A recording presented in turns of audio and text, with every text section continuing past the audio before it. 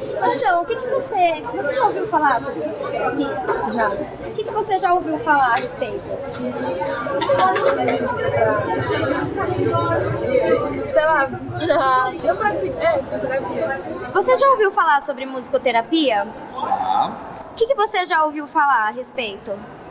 Na realidade, só conheço o termo musicoterapia, mas não entendo nada do que. Alguns de vocês conhecem musicoterapia e já ouviu falar? Não. Também não. Não. Não. Já ouvi falar, mas não conheço. O que você ouviu falar sobre musicoterapia? É uma prática, na verdade, que não é tão nova, né? É milenar. A trajetória da música acompanha a evolução da humanidade e, por vezes, aqueles que com ela se ocupavam foram desprezados. Por isso, quando falamos em musicoterapia, que se propõe a estudar os efeitos terapêuticos da ação sonora e musical no ser humano, não é surpresa que dúvidas apareçam em relação à comunidade científica. Bem, é fato que a música e os sons como meio para melhorar a vida do ser humano já são usadas desde os tempos antigos. Vejamos como isso ocorreu? A história da musicoterapia, até o século XIX. Desde os tempos de outrora, os homens buscam a cura dos males do corpo e do espírito à luz das crenças de cada época. No entanto, o exame histórico mostra que as noções de saúde e doença transformaram-se através dos tempos. Os fenômenos médicos, de acordo com Kunston, são explicados por 3 tendências sucessivas. A primeira atribui a doença à intervenção de poderes superiores. A segunda explica-a por entidades ou forças factícias. E a terceira por fenômenos naturais. Os povos primitivos acreditavam que o mundo era povoado por um número incomensurável de espíritos, responsáveis pelos fenômenos naturais. Estes espíritos do bem e do mal animavam todos os reinos da natureza e, se provocados, desencadeavam seus malefícios ou benefícios sobre a humanidade. Na tentativa de submeter as forças que dominavam a natureza à sua vontade, para proteger-se dos perigos sobrenaturais, o homem desenvolveu procedimentos especiais a fim de entrar em contato com os espíritos, procurando influenciá-los para atrair suas bênçãos ou evitar sua ira. O tratamento dos doentes cabia ao feiticeiro, que procurava apaziguar, conquistar, intimidar o causador da enfermidade, usando tanto procedimentos que se mostrassem eficazes nas relações humanas, quanto procedimentos mágicos. Entre os últimos incluíam-se as danças e músicas cerimoniais. É na antiga Grécia que surge uma atitude racional face à doença. A própria medicina baseou-se até o século XVII nos escritos dos antigos gregos e seus discípulos. Homero, na Odisseia, refere-se aos médicos como pessoas que exerciam uma profissão determinada e caracterizada. A figura mais importante para o progresso da medicina grega, e que talvez seja o responsável pela criação das bases de toda a medicina ocidental, é, indubitavelmente, Hipócrates, que coaduna as tendências metafísica e natural na explicação dos fatos médicos. Foi ele, dentre os antigos, quem melhor conheceu, melhor aplicou e mais desenvolveu o método experimental. Hipócrates teve numerosos seguidores e sucessores, que acreditavam ser a doença sempre psicossomática, implicando uma desarmonia da natureza humana. No restabelecimento do equilíbrio perdido, a música, por ser ordem e harmonia dos sons, desempenhava tanto a função de provocar a depuração catártica das emoções, quanto a de enriquecer a mente e dominar as emoções através de melodias que levam ao êxtase. Os estudos gregos sobre a música e a física dos sons levaram a alguns princípios que perduram até hoje. Atribui-se a Pitágoras a fixação dos intervalos de oitava, quarta e quinta justas do atual sistema tonal. A Idade Média caracteriza-se pela hegemonia do cristianismo, tendo a Igreja Católica se transformado numa espécie de poder supranacional, acima das frágeis monarquias europeias. O cristianismo, ao se tornar um poder ligado ao Estado, opôs-se às práticas anteriores, mas, na tentativa de evitar as superstições, sufocou ao mesmo tempo o desenvolvimento dos estudos médicos. Esta foi a era da medicina religiosa e da caça às bruxas. A loucura era encarada como possessão demoníaca e os padres tratavam-na através de exorcismos, chegando a rejeitar qualquer outro meio de tratamento. Aqueles que não eram curados eram inexoravelmente condenados à fogueira. O uso médico da música desaparece, persistindo seu emprego religioso. No século XV, a meloterapia ressurge, integrada à medicina de tendência metafísica da época, que une a filosofia, a magia e a astrologia. A partir do século XVI, começa a se esboçar o desligamento dos conceitos médicos da magia, e já existem os que atribuem a loucura a causas naturais e não à bruxaria. Este é o século de Paracelso, médico, músico e astrólogo. A música nesse século torna-se recomendada aos casos ditos hoje psiquiátricos. A melancolia é a doença da época, e um dos primeiros médicos a observar e descrever os efeitos terapêuticos da música sobre os melancólicos foi Robert Burton, 1632, através da apresentação de numerosos casos clínicos. Outros autores confirmam suas opiniões, como por exemplo Jean Schenck, 1644. O século XVIII é o século da Revolução Industrial, trazendo profundas modificações nas relações humanas e sociais, no estilo de vida e nos hábitos dos povos. Esta é a época dos grandes sanatórios, criados a partir da ocupação dos leprosários, que vinham sendo desativados pelo paulatino desaparecimento da lepra. Os doentes mentais, pessoas improdutivas e consideradas perigosas, passam a ser confinados nestes depósitos, junto a presos diversos, sendo frequente o uso de correntes para mantê-los contidos, impedindo-os de causarem danos a si mesmos e, principalmente, aos outros. Na busca de terapias que toquem o sensorial, a música ocupa um lugar privilegiado, aparecendo então as primeiras obras inteiramente dedicadas à musicoterapia, a maior parte das quais consagrava a música como tratamento específico para doenças do campo psiquiátrico. Richard Brocklesby, 1749, escreve um tratado completo sobre musicoterapia, apresentando diversos casos em que são descritos os sintomas e causas da enfermidade, a história musical do paciente e a indicação de como usar a música. O início do século XIX caracteriza-se por grandes revoluções quanto à doença mental e seu tratamento graças às ideias de Pinel, 1801, que advogava um tratamento mais humano para os ditos insanos.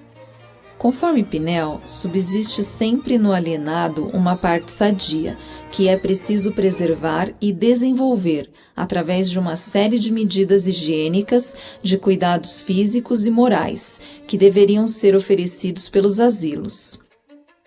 Entre esses cuidados situa-se a música, que, a seu ver, deveria ser doce e harmoniosa, e poderia ser facilmente obtida, pois há quase sempre nos hospícios algum artista emérito deste gênero, cujos talentos fenecem por falta de exercícios e de cultivo. A prática do instrumento permitiria aos ouvintes uma diversão que substituiria as preocupações mórbidas. Com a generalização do tratamento moral nos hospícios, o interesse pelo uso da música começa a difundir-se, havendo inúmeros textos de eminentes psiquiatras da época, discutindo o modo de utilizá-la terapeuticamente e os resultados obtidos.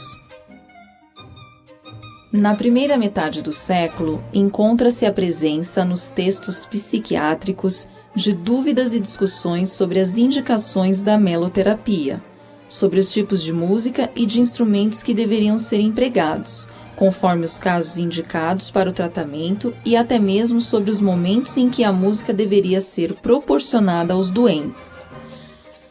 Com o passar do tempo, a revolução representada pelo tratamento moral defendido por Pinel foi se deturpando. Passou-se a adotar a repressão das ideias falsas, que engolfavam a mente dos alienados, os quais eram mantidos constantemente ocupados, a fim de evitar a reinstalação dos delírios.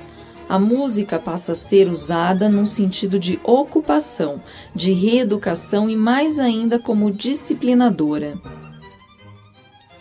Autores da época relatam o enorme sucesso das terapias musicais, que possibilitavam a domesticação da loucura, causando a mais profunda satisfação às autoridades encarregadas da administração dos hospícios. O panorama atual. O século XX é marcado pelo imenso desenvolvimento tecnológico que ajudam nos diagnósticos das doenças. Os microscópios mais sofisticados, os tomógrafos computadorizados, o ultrassom, o laser e a medicina nuclear.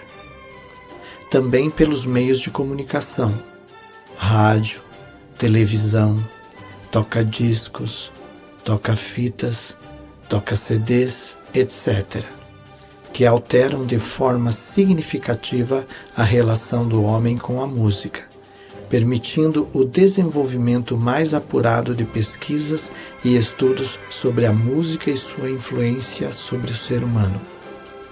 Em meados deste século, a musicoterapia ressurge nos Estados Unidos, em hospitais para a recuperação de neuróticos de guerra, e na Argentina com os sobreviventes de uma epidemia no tratamento de depressão pós-poliomielite, o que levou à criação dos primeiros cursos de formação de musicoterapeutas nestes países.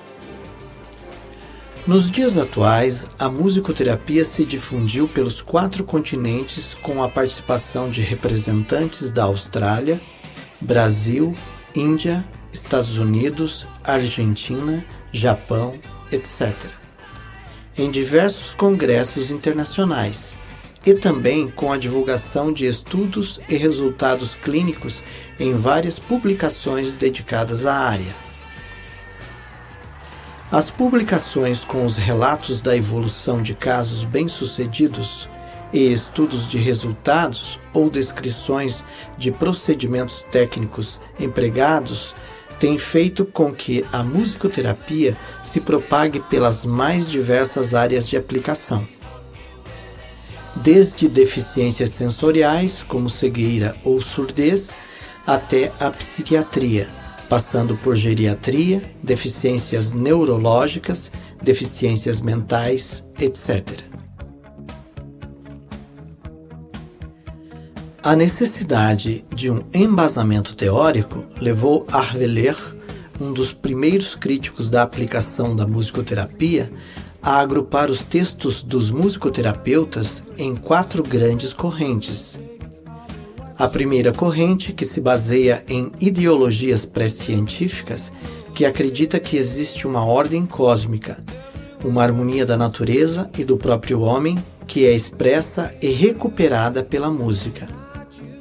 A segunda corrente, que parte do princípio de que todo homem possui uma espontaneidade criativa natural, e ao ser introduzido na educação cultural, ou seja, na linguagem verbal, perde esta espontaneidade e as potencialidades criativas, o que o conduziria às perturbações mentais. Assim sendo, a música seria capaz de recuperar esta espontaneidade natural perdida.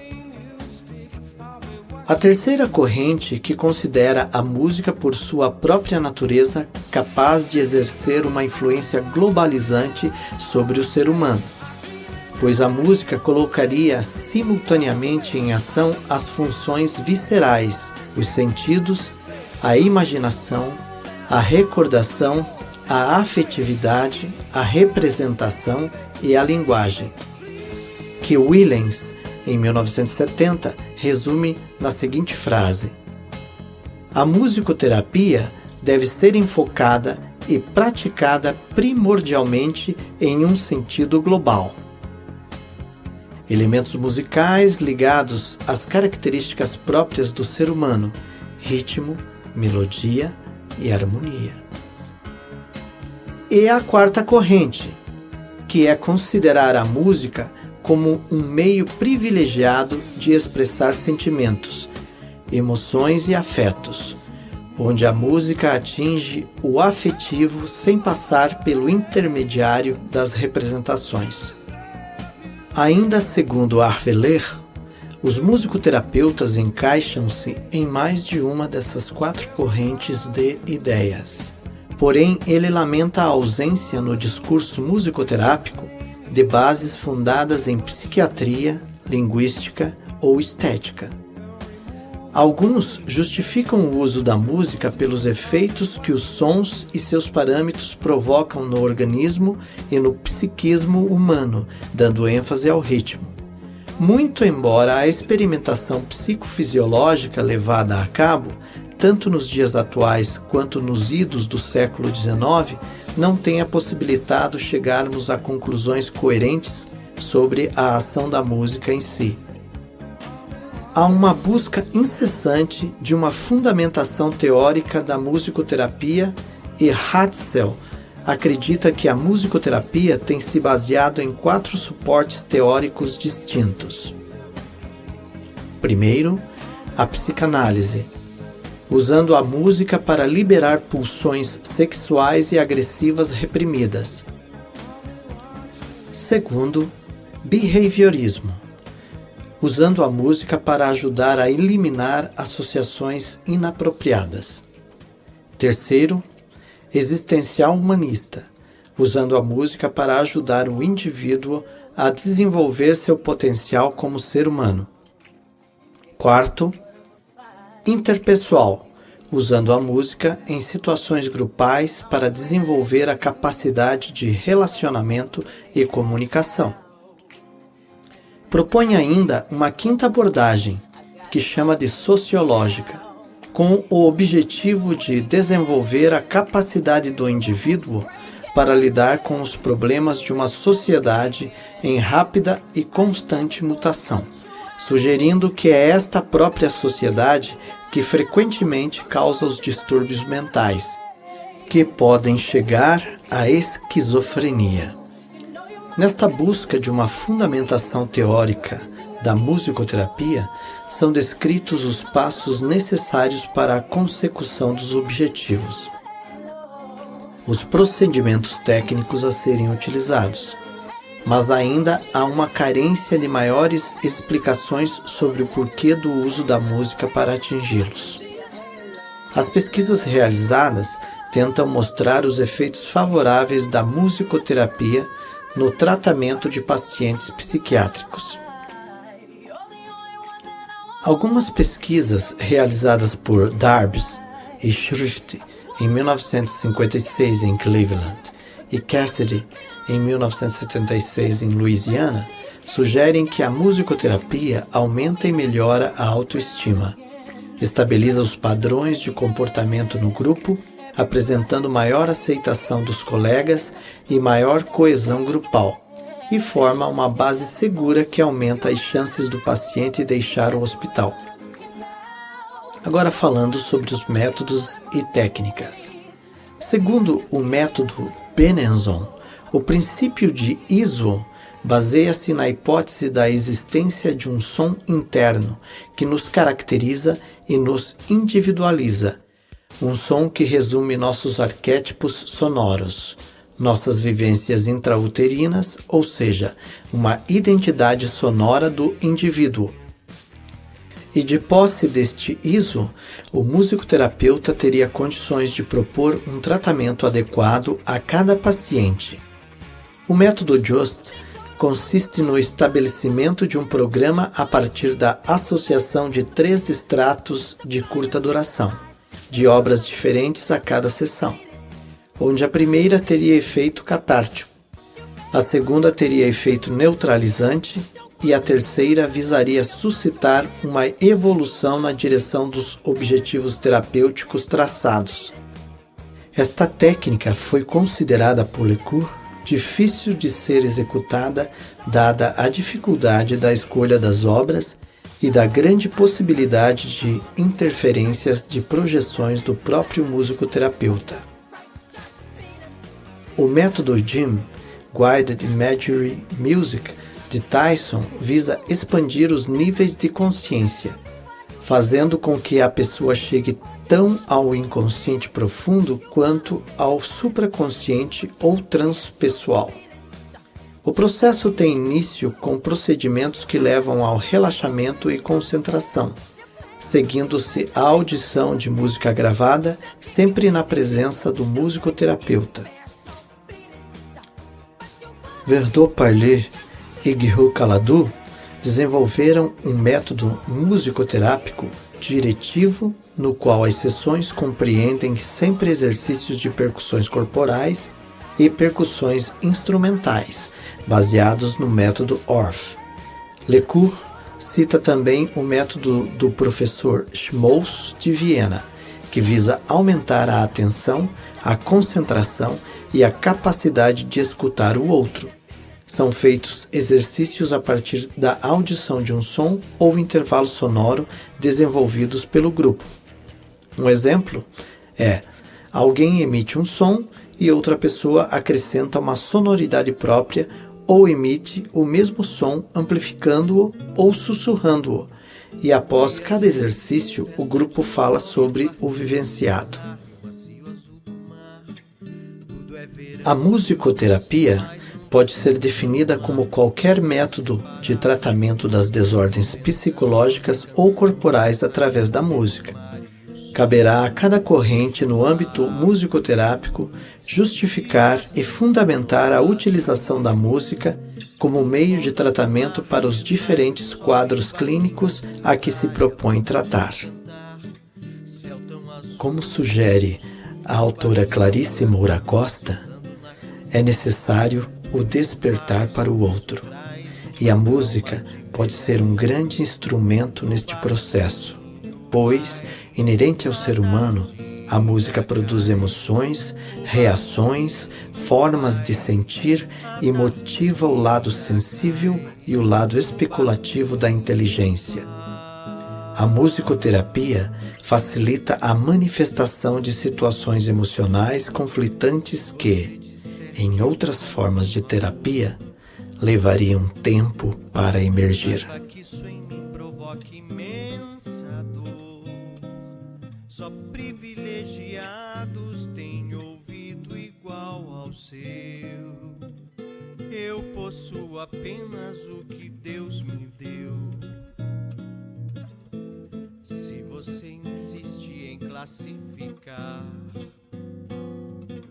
meu comportamento diante musical, eu mesmo mentindo devo argumentar que isto é bossa nova, isso é muito natural.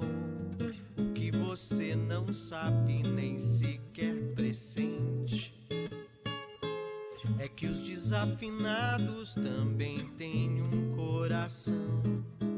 Fotografei você na minha Rolleiflex.